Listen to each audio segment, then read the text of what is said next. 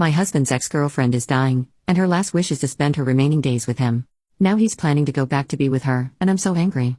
So, my 30 female husband's ex-girlfriend, 33 female, was recently diagnosed with late-stage breast cancer, and her last wish is to be with my husband, 35 male. My husband, let's call him Seb, and his ex Tanya became best friends after their breakup a couple of years ago due to her infidelity. They were together for 5 years. Needless to say, they remain in contact even before he met me.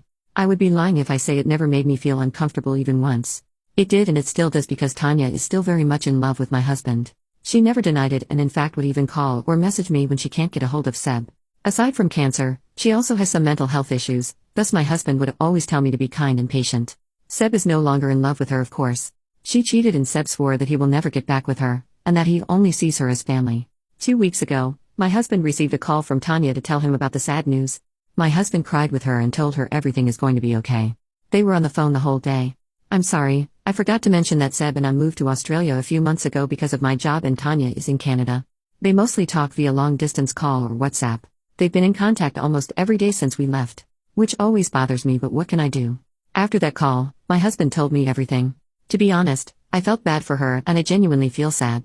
I asked him what's going to happen now. Seb told me he's going back to Canada. Which is a shock. He then told me that her last wish is to be with him. I didn't say anything except what about me? He said if I can't leave my job, then he's going to visit me whenever he gets the chance. I walked out without saying anything. I've been avoiding my husband since the phone call, and have been ignoring him whenever he tries to bring up the conversation. Yesterday, I found out he already bought a ticket and is flying back home in January. I feel like he's abandoning me, but at the same time I feel that I'm selfish for hating both of them. I'm honestly thinking of getting a divorce because obviously he's choosing her over me, but at the same time, I thought of why my husband is so attached to her. Seb considered Tanya and her family like his own, as he doesn't have one. She's probably like a sister to him now. But Tanya doesn't feel the same. She's madly in love with my husband, and him granting her wish will surely make her think they still have a chance. My entire life I've been putting others first. I've been very patient and understanding about their weird relationship. I feel sick, confused. I want to call her, yell at her for ruining my marriage, for trying to steal my husband from me, for using her sickness to get what she wants, for being a bitch. I'm so mad at both of them. What did I do to deserve this? Update. First of all, I apologize to those people who've been messaging me over the past year asking for an update. I was a mess after what happened and couldn't talk about it even to my family. It's been over a year and a lot has happened. I think I'm now ready to talk. Seb did end up flying back to Canada January of last year. Before he flew, we talked about the situation and I told him I've been in contact with a divorce lawyer. He was surprised. He said he didn't expect me to leave him just because he needs to be with his family. I remember at the time all I felt was anger. I was so mad that he's making it sound like I'm the bad person. Nevertheless, the conversation didn't end well. He left without any closure, but he said he will be back in March. I was left alone. January to March last year was the darkest days of my life. I knew I did nothing wrong, but I ended up blaming myself for everything. I hate to admit, but I canceled the meeting with my lawyer as I started to doubt if I really want to leave him or not. I loved him so much to the point that I'm willing to accept him again when he's back. During the entire time he was gone, he rarely called to check on me. I had to call him most of the time. I know, I'm dumb. I feel so alone and sad. I begged for his attention, to give me some of his time, to be with me again. All those times, he kept telling me that Tanya needs him more. March I was expecting him to come back so we can talk, but he didn't come back. He said he needs to stay more and promised me he will be back in May. I don't know what happened to me when I got that call from him early March to tell me he won't be flying back to Australia. At the time, I felt like there's a switch that suddenly turned off because somehow, I stopped caring. When he told me he won't be back until May, I knew I have to move forward without him. Fast forward to May, he was back. That day, we sat down to talk. He broke down and said I can't lose you too. When he said that, I thought Tanya was gone.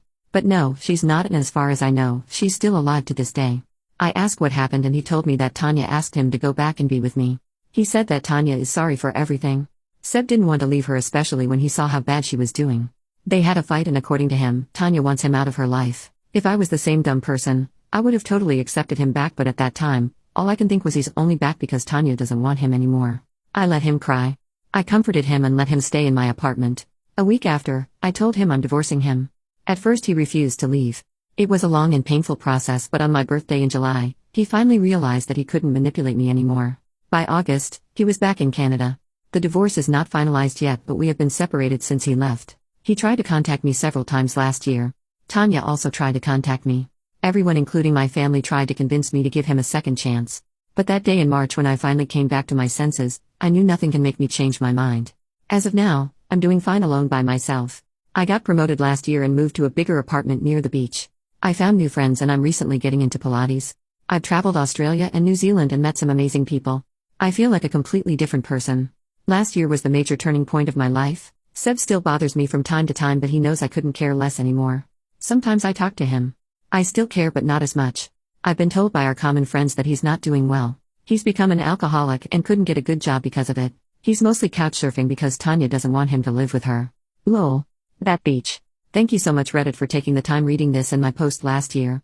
Your advice means a lot to me. For those people who are in the same situation as me, please know that everything is going to be better. I thought I can't get through this. There are times I thought of taking my own life. It was hard. But I promise you, it will be better. You'd be surprised how strong you are and how amazing life can be.